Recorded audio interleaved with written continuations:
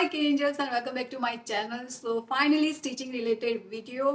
Actually आज का video होने वाला है रिफॉर्मेशन वीडियो। इसमें मैं अपने एक ओल्ड आउटफिट को एक नई स्टाइल में कन्वर्ट करने वाली हूँ। रिफॉर्मेशन मुझे बहुत पसंद है, स्पेशली वो जो शादी वाले आउटफिट होते हैं, क्योंकि हम उसे एक या दो बार पहनते हैं और ज़्यादातर वो कबर्ड में स्पेस रोक कर पड़े रहते हैं। तो इसीलिए मैं कोशिश करती हूँ कि पुराने आउटफिट को नए स्टाइल में कन्वर्ट करूँ, ताकि इससे हमारे पैसे भी बच जाते हैं और वार्डरोब की जगह भी। एंड इन नवंबर हमें एक शादी को भी अटेंड करना है और मैं नहीं चाहती कि हर बार की तरह इस बार भी एंड टाइम वाला वो जो सीन होता है वो मेरे साथ क्रिएट हो। तो इसीलिए मैंने अभी से इसकी तैयारी स्टार्ट कर ली है, ताकि मैं शादी को अच्छे से एंजॉय कर पाऊँ। तो चलिए अब ज़्यादा टाइम वेस्ट नहीं करते हैं और आज का वीडियो स्टार्ट करते हैं। Reformation video, old outfit reformation video. Okay तो यही वो कुर्ती है जिसे मैंने अपनी कज़िन की शादी में हल्दी में पहनने के लिए बनाई थी और बहुत खाई गई में बनाई थी। तो सिंपल सी बनाई थी, बट नाउ मैं अब उसे कन्वर्ट करने वाली हूँ शरारा में, सिंपल शरारा में। तो सबसे पहले मुझे जितनी लेंथ चाहिए मैं उतनी कट कर लूँगी और जो नीचे का पार्ट निकलेगा उससे मैं शरारा क्रिएट करूँगी। तो मैंने इसे साड़ी में से क्रिएट किया था और जब बनाया था तो थोड़ा सा फैब्रिक बच गया था और थोड़ा सा अस्तर भी बच गया था, जिसे मैंने संभाल कर रखा था और उसको मैं शरारा बनाने के लिए यूज़ करने वाली हूँ। इस आउटफिट को रिफॉर्म करने का एक और भी रीज़न है। रीज़न ये है कि हम 3 बहनें हैं और एक दूसरे के आउटफिट एक्सचेंज करती रहती हैं। प्रॉब्लम ये है कि मेरी हाइट है 5'6" और उनकी है 5'3" और 5'2" समथिंग। तो जब भी ये वाला आउटफिट वो लोग पहनते हैं तो उतना सूट नहीं करता जितना मुझे सूट करता है। तो बस इसीलिए मैंने सोचा कि मैं इसे शरारा में कन्वर्ट कर लेती हूँ, तो वो लोग भी आसानी से पहन पाएंगे और इस आउटफिट का ज़्यादा से ज़्यादा इस्तेमाल हो पाएगा। हाँ, तो बस यही रीज़न है। आई होप आइडिया काम कर पाए और रिजल्ट अच्छा मिले। ओके सो स्टार्टिंग थोड़ी स्ट्रगल से भरी हुई थी क्योंकि ये गैदर्स कट है और अगर मैं ऐसे ही इसे सीधे सीधे कट कर लेती हूँ तो शायद फैब्रिक वेस्ट होने की प्रॉब्लम खड़ी हो सकती है।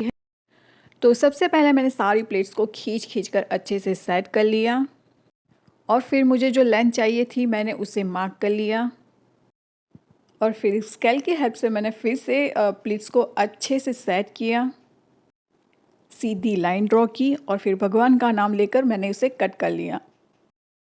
एक्चुअली मैं कुर्ती को इस तरीके से कट करने के लिए रेडी नहीं थी क्योंकि एक छोटी सी मिस्टेक पूरे फैब्रिक को ख़राब कर सकता था, बट होपफुली सब कुछ अच्छा हो गया। और क्योंकि यहाँ ज़्यादा मेहनत करनी नहीं थी तो जो मेन फैब्रिक था और उसके अंदर लगने वाला जो अस्तर था उनको 2 फोल्ड कर स्टिच कर लिया। दैट्स इट, मेरा टॉप बनकर रेडी हो चुका है।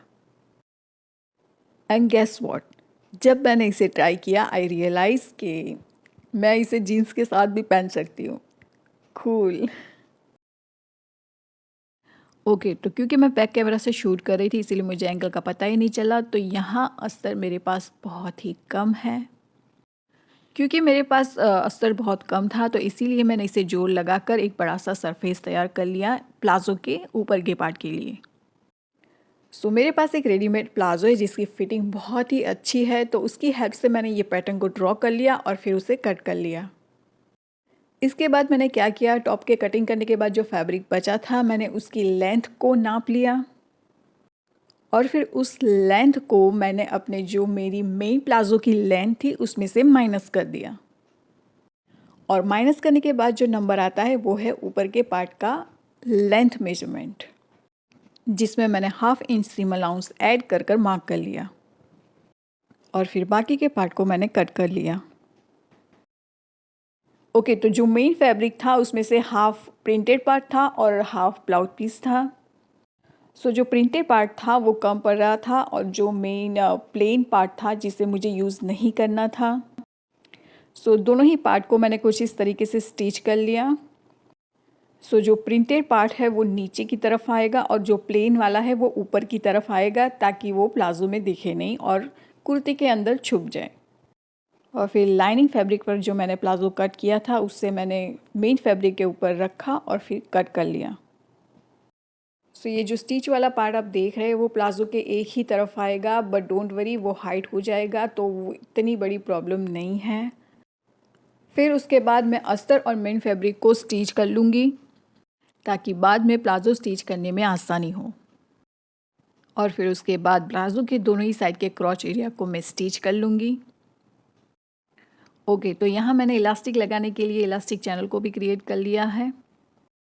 फिर प्लाजो को कुछ इस तरीके से फ्लिप करूँगी और जो ये नीचे वाला पार्ट है उसे कनेक्ट कर लूँगी ताकि हमारा प्लाजो का टॉप का पार्ट बनकर रेडी हो जाए।